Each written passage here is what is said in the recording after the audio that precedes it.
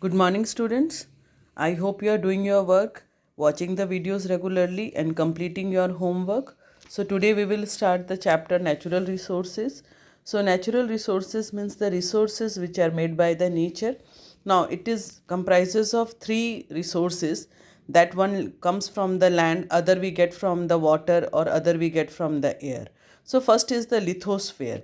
Lithosphere is the outer crust of the earth, or we can say that the land part of the earth. Next is hydrosphere, that is the water component of the earth. The water component of the earth is known as the hydrosphere. And next is atmosphere. Atmosphere is the blanket of air that covers the whole earth. It comprises of several type of gases. And all three spheres, that is the lithosphere, hydrosphere and atmosphere, combinedly form the biosphere. Now, biosphere is having two components. One is the biotic component, another is the abiotic component. Biotic component comprises of living component like plants, animals, microbes, whatever the living components are there that are included in the biotic component. And abiotic component includes all non-living component. All non-living component means soil, air, water, mountain, rivers. These all are there in the abiotic component. Now, first we will study about the air. Air is a mixture of gases that forms a protective envelope or atmosphere around the earth. It is having the various function. Already I have discussed that air is a mixture of gases, comprises of different gases at different proportion, in which the first is the nitrogen. Nitrogen is the main source for the protein, because the nitrogen fixing bacteria fixes the atmospheric nitrogen into the root nodules of the plant, from where the leguminous plant prepare the protein. So next is oxygen. Oxygen is the means the breath of life, or we can say that all the living organism on the earth survive due to the presence of oxygen, as well as oxygen is the supporter of combustion. Next is carbon dioxide. Carbon dioxide is the good source of means energy, or we can say that the plant prepare their food in the presence of carbon dioxide. If carbon dioxide will not be there, the plant will unable to prepare the food. Next is the medium of locomotion, means it helps to move, like the birds that or means it helps to move the means the air also moves. With the air is there, then only the birds can move from one place to another. Next is the communication. It helps in the communication, like air is the medium through which the satellite connections, or the we can say the satellite signals are being transferred. Now, air pollution. Air pollution means the addition of particulate matter, gases, and water vapor into the atmosphere that have an adverse effect on human, animal, and vegetation.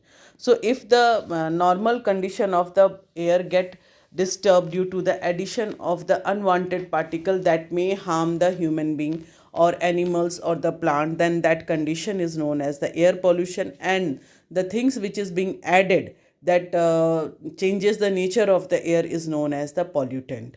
Now, due to the air pollution, many ill effects are there. Among that, first is the acid rain. Acid rain is caused due to the whatever the oxides of sulfur or the nitrogen is there, they combine with the water vapor present in the atmosphere, and in turn they form the acid, which falls into the ground and damages the vegetation. Even it harms the skin or the human being also. Plus the marble also get affected this acid. Next is smog. Smog means when the fog combines with the smoke, then it is known as the smog, which causes a number of respiratory diseases, because this smoke contains the fog as well as the smoke. Beside this, the SPM is also there, that is suspended particulate matter. That means the very fine particle in the air, that is also a pollutant. When a person inhale that, that causes the severe respiratory diseases like the asthma, bronchitis, allergic condition, etc. Now, next is that the effect of this air pollution on human being.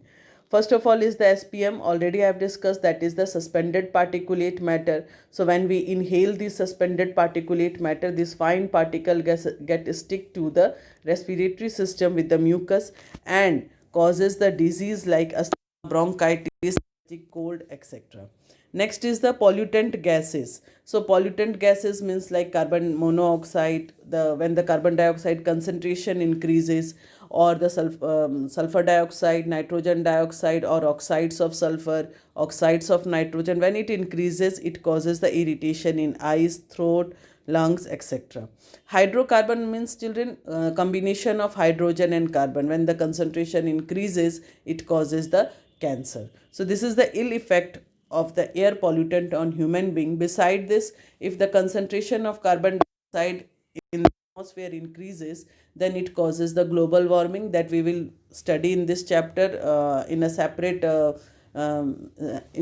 way. We will study this. So this causes the global warming, that in turn increases the temperature of the earth and causes the flood in the coastal region. Beside this, if the carbon monoxide increases, become the poison gases and may harm the human being. So I think that you must have understood the topic. So next class, you be prepared with the water. You'll read this chapter, and in online classes already it been described, or your teacher will describe about the project that you have to make on the basis of this chapter. So homework is to write the ill effect of the air pollution. Thank you.